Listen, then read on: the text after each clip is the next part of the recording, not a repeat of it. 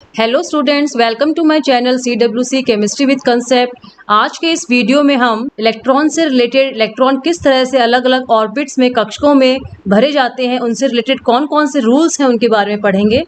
अभी तक हमने जितने भी वीडियोस देखे हैं एटॉमिक स्ट्रक्चर में, उसमें अब तक हमने देख लिया है कि इलेक्ट्रॉन जो है उसकी पोजीशन न्यूक्लियस के चारों तरफ बताने के लिए हमें क्वांटम नंबर्स की आवश्यकता होती है। उसके बाद में वो ऑर्बिटल्स में किस तरह से भरे जाते हैं उसके बारे में हम आज इस वीडियो में देखेंगे।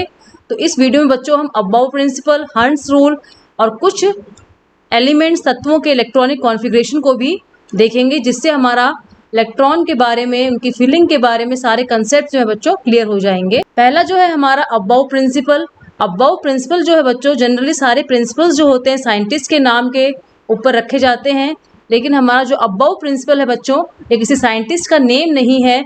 ये एक जर्मन वर्ड कंस्ट्रक्शन, किसी भी चीज़ का निर्माण करना, इलेक्ट्रॉन को किस तरह से भरते हैं, कौन से कक्षक में पहले भरेंगे, कौन से कक्षक में बाद में भरेंगे, अलग अलग कक्षकों को उनकी ऊर्जाओं के हिसाब से रखना, व्यवस्थित करना, उनका निर्माण करना ही अबाउ कहलाता है। ये प्रिंसिपल हमें बताता है कि किस तरह से जो उपकोश हैं, सबशेल्स हैं SP, DF, उसमें इलेक्ट्रॉन को हम किस तरह से भरेंगे, इलेक्ट्रॉन किस प्रकार से भरे जाएंगे।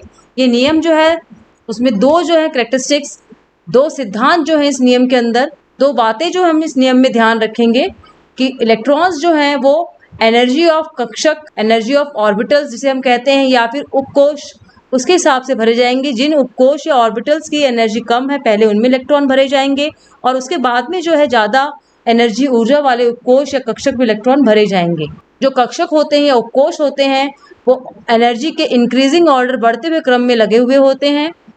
एनर्जी कम है या ज़्यादा, किस कक्षक, किस सबशेल की एनर्जी कम है, किसकी ज़्यादा है, उसको पता करने के लिए एक रूल है बच्चों, जिसको N+L रूल कहते हैं। अगर आपने मेरे प्रीवियस वीडियोस देखे हैं तो N किसे कहते हैं, L किसे कहते हैं, ये मैंने आपको क्वांटम नंबर्स वाले वीडियो में बताया है। जो बच्चे पहली बार इस चैनल को देख रहे हैं, वीडियोस को देख रहे हैं, वो मेरे चैनल पे क्वांटम नंबर जो है उसका वीडियो देख सकते हैं, जिससे आपको N और L के बारे में क्लियर हो जाए कि N क्या होता है। N प्रिंसिपल क्वांटम नंबर होता है बच्चों, और L जो है हमारा एजीमुथल क्वांटम नंबर होता है। S सबशेल है, P सबशेल है, D सबशेल है, F है। L की वैल्यू S के लिए 0 होती है, P के लिए 1, D के लिए 2 और F के लिए 3 होती है। जिस ऑर्बिटल या कक्षक की N+L का मान कम होगा बच्चों, उसकी ऊर्जा जो है वो कम होगी, और जिस कक्षक का N+L का मान वैल्यू ज़्यादा होगी उसकी ऊर्जा हमारी ज़्यादा होगी। यहाँ हम निकाल के देख लेते हैं। एग्जाम्पल देखिए, 2s है, यहाँ n जो है हमारा बच्चों 2 है, और s की वैल्यू बच्चों हमारी 0 है। तो N+L कितना हो जाएगा, 2 + 0 = 2 हो जाएगा। 3p के लिए निकाल लेते हैं, यहाँ n की वैल्यू 3 होती है। बच्चों आप ऑर्बिटल्स तो नहीं भूल गए, किसको हम बोलते हैं ऑर्बिटल्स? वह जगह होती है न्यूक्लियस के चारों तरफ, मैंने अपने पहले की वीडियोस में बताया है आपको, जहाँ पर इलेक्ट्रॉन की पाए जाने की संभावना सबसे अधिक होती है। p जो है उसकी वैल्यू 1 होती है। तो N+L रूल के हिसाब से वैल्यू कितनी हो जाएगी हमारे बच्चों? 3p के लिए 3 + 1 = हमारा 4 हो जाएगा। तो किसकी एनर्जी कम है? 2s की एनर्जी 3p से कम है, तो इलेक्ट्रॉन पहले 2s में भरे जाएंगे, उसके बाद में बच्चों 3p में भरे जाएंगे। तो हमेशा हमें याद रखना है कि इलेक्ट्रॉन जो है पहले कम ऊर्जा वाले कक्षकों में भरे जाते हैं, सबशेल्स में भरे जाते हैं, और उसके बाद में ज़्यादा ऊर्जा वाले सबशेल्स में हमें इलेक्ट्रॉन भरने होते हैं, जो हमें N+L रूल बताता है। अगर मान लीजिए बच्चों कोई ऐसा केस आता है जिसमें हमारी N+L वैल्यू जो है बराबर हो, अभी आगे एग्जाम्पल में मैं आपको बताऊंगी, दोनों के लिए दो अलग अलग केस हम देख रहे हैं। इसमें भी N+L का मान वही आया, मान लीजिए x आया है, इसमें भी N+L का वैल्यू जो है वो x आई है। इस केस में जब N+L की वैल्यू सेम आती है, उस समय जिसकी n की वैल्यू ज़्यादा है उसकी एनर्जी ज़्यादा है, जिसकी n की वैल्यू कम है उसकी एनर्जी बच्चों कम होती है। हम आगे आने वाली स्लाइड्स में कुछ और एग्जांपल्स देखेंगे इसके।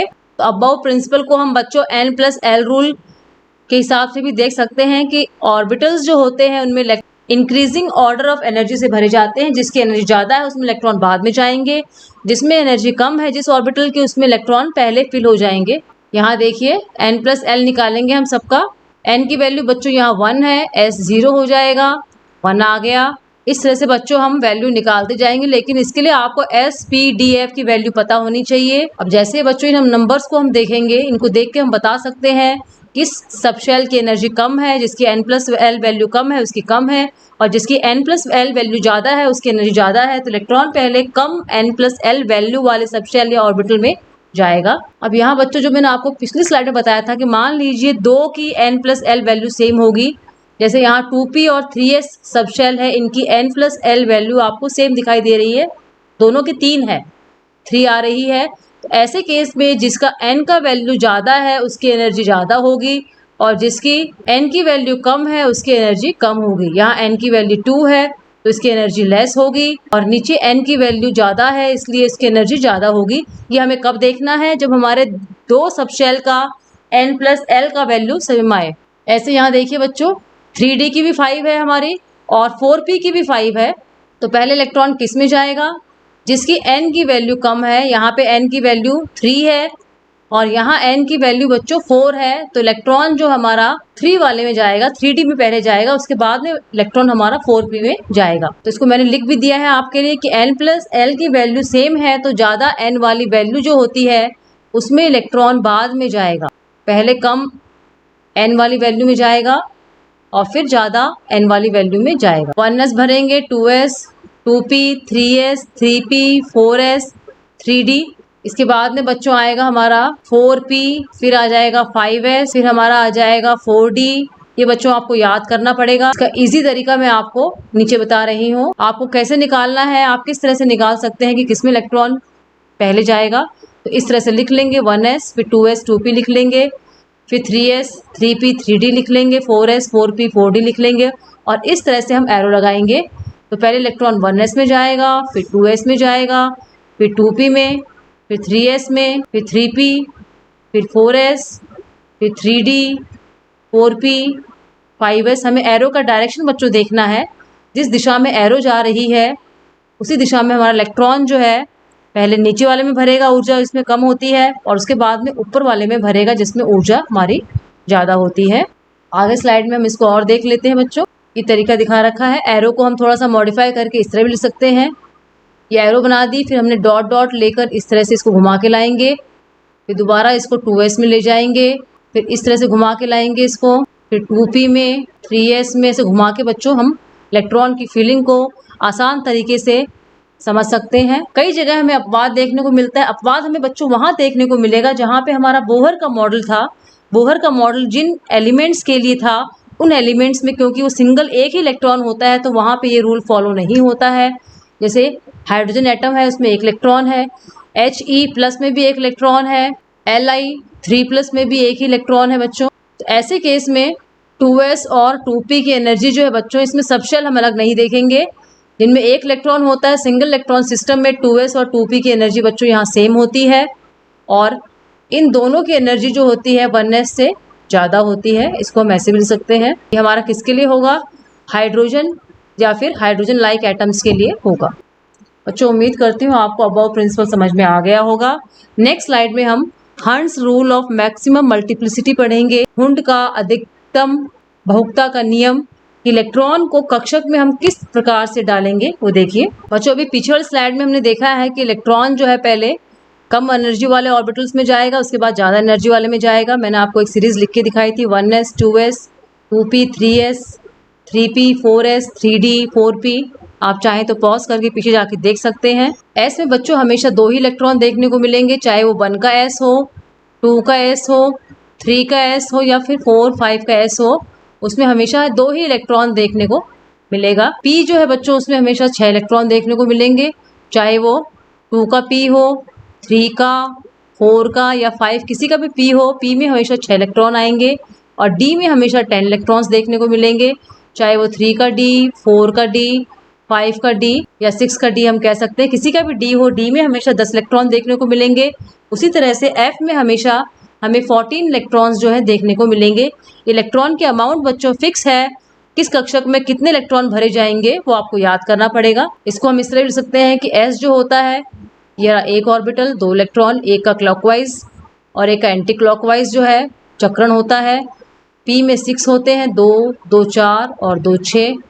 डी में जो है 5 ऑर्बिटल्स होते हैं, पांचों में 2-2 इलेक्ट्रॉन होंगे, तो हमारे 10 इलेक्ट्रॉन डी में देखने को मिलेंगे। एफ में जो है 7 ऑर्बिटल होते हैं और सातों के अंदर जो है हमारे 2-2 इलेक्ट्रॉन हो जाएंगे, तो हमारे 14 इलेक्ट्रॉन्स हमें F में देखने को मिलते हैं। हम कुछ एग्जांपल्स देख लेते हैं। हाइड्रोजन जो है इसमें 1 इलेक्ट्रॉन होता है, तो यहाँ पे 1 इलेक्ट्रॉन देखने को मिलेगा 1s में। हाइड्रोजन के बाद हीलियम आता है, एटॉमिक नंबर परमाणु क्रमांक इसका 2 होता है। हमें पता है कि S में 2 इलेक्ट्रॉन जा सकते हैं, तो इसका दूसरा इलेक्ट्रॉन भी बच्चों 1s में ही जाएगा। हीलियम के बाद में हमारा आएगा लिथियम। लिथियम में 3 इलेक्ट्रॉन है, 2 तो बच्चों इस 1s में आ जाएंगे, 1 इलेक्ट्रॉन बच गया, वो जो है हमारा बच्चों 2s में आ जाएगा। इस तरह से बच्चों हम जो है इलेक्ट्रॉन को भर सकते हैं। बेरिलियम को और देख लिए, 4 है इसमें, 2 इलेक्ट्रॉन बच्चों हमारे आ जाएंगे 1s में, और फिर 2 इलेक्ट्रॉन ही हमारे बच्चों आ जाएंगे 2s के अंदर। बेरिलियम के बाद में बोरॉन है, इसका एटॉमिक नंबर 5 हो जाएगा बच्चों। 2 इलेक्ट्रॉन हम भर देंगे 1s2 में, 2 हमारे हो जाएंगे 2s2 में, और 2s के बाद में अबव प्रिंसिपल के हिसाब से बच्चों कौन सा आता है और कौन सा सबशेल आता है। 2s के बाद में बच्चों अबव प्रिंसिपल के हिसाब से हमें 2p देखने को मिलता है। p में 6 इलेक्ट्रॉन हो सकते हैं, लेकिन यहाँ हमारे पास टोटल 5 इलेक्ट्रॉन है, 2 यहाँ आ गए, 2 यहाँ आ गए, 1 बचा, 1 यहाँ आ जाएगा। बोरॉन के बाद में बच्चों हमारा कार्बन आता है। कार्बन के अंदर 6 इलेक्ट्रॉन होते हैं, इसका एटॉमिक नंबर 6 होता है। 1s में 2 चले गए, 2s में 2 चले गए, अभी भी हमारे पास बच्चों 2 इलेक्ट्रॉन बचे हुए हैं, 1 यहाँ आ जाएगा, 1 यहाँ आ जाएगा। कार्बन के बाद बच्चों हमारा नाइट्रोजन आएगा। इसमें देखिए बच्चों 7 इलेक्ट्रॉन्स हैं, 2 यहाँ आ जाएंगे, 1s है, ये 2s हो गया, ये हमारा 2p हो जाएगा।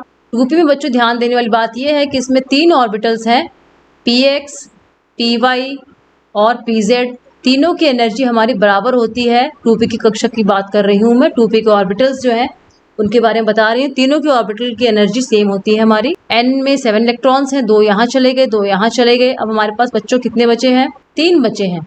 अब 3 जो है इलेक्ट्रॉन बच्चों वो इस तरह से भरे जाएंगे तीनों में, क्योंकि तीनों कक्षकों की एनर्जी बराबर है, तीनों ऑर्बिटल्स की एनर्जी सेम है, इसलिए तीनों में 1-1 इलेक्ट्रॉन भरेंगे।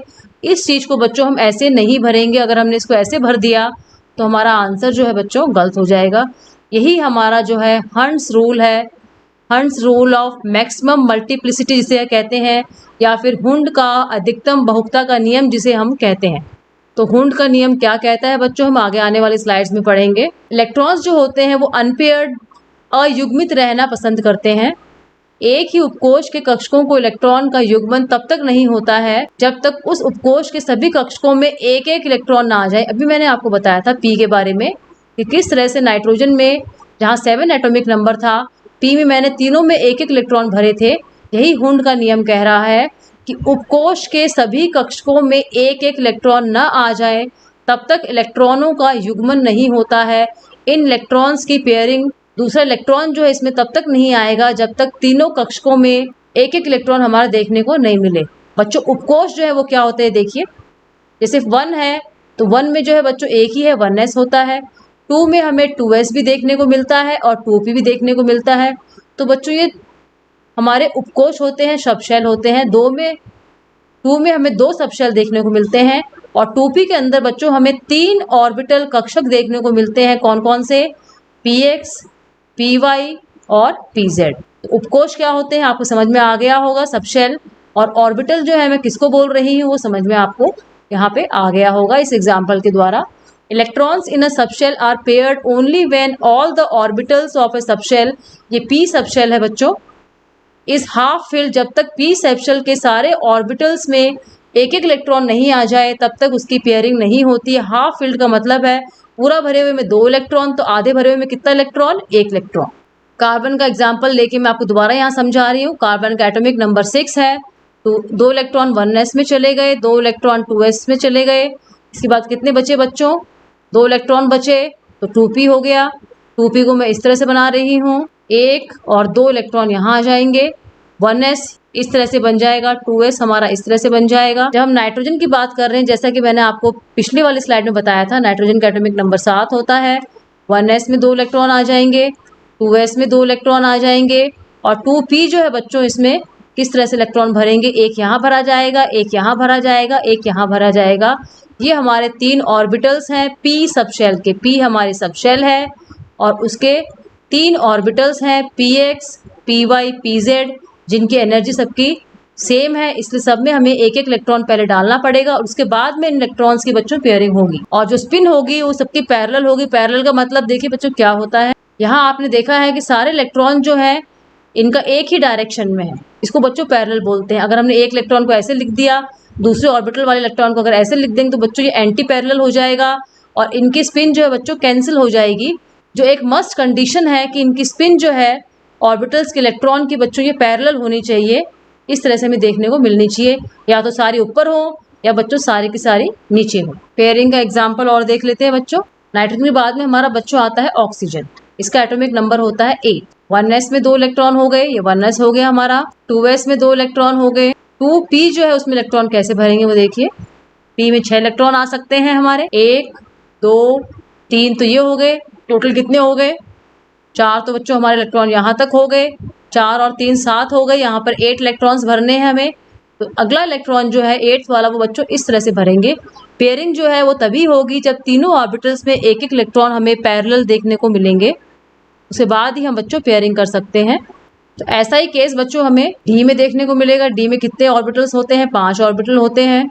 तो पहले सब में एक एक इलेक्ट्रॉन जाएगा और उसके बाद में पेयरिंग होगी। उसी तरह से एफ में जो है 7 ऑर्बिटल हमें देखने को मिलते हैं, तो सातों में एक एक इलेक्ट्रॉन जाएगा पहले और उसके बाद में हमारी वहाँ पे पेयरिंग होगी। उम्मीद करती हूँ बच्चों आपको ये रूल समझ में आ गया होगा कि हंट्स रूल के हिसाब से हम इलेक्ट्रॉन किस तरह से फिल करेंगे। आगे की स्लाइड्स में बच्चों हम कुछ इलेक्ट्रॉनिक कॉन्फ़िगरेशंस देखेंगे, किस तरह से हम इलेक्ट्रॉन्स को अलग अलग एलिमेंट्स के लिए फिल करेंगे। शुरुआत हम करते हैं सिंपल एलिमेंट से। 1s है जो, इसका एटॉमिक नंबर 1 है, इसमें एक इलेक्ट्रॉन है।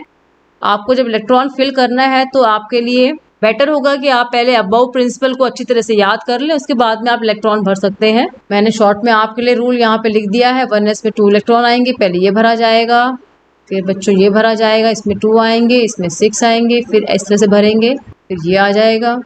हाइड्रोजन से शुरू कर रहे हैं बच्चों, एक इलेक्ट्रॉन है इसमें तो 1s 1 हो जाएगा। हीलियम जो है 1s 2 हो जाएगा, क्योंकि s में 2 इलेक्ट्रॉन आ सकते हैं। इसको हम इस तरह से ड्रॉ करेंगे, इसको हम इस तरह से ड्रॉ कर देंगे। लिथियम जो है 1s 2 हो जाएगा, 2s 1 हो जाएगा। इसको ड्रॉ करते वक्त हम इस तरह से ड्रॉ करेंगे। बेरिलियम 4 इलेक्ट्रॉन है, 1s 2 हो जाएगा, 2s 2 हो जाएगा।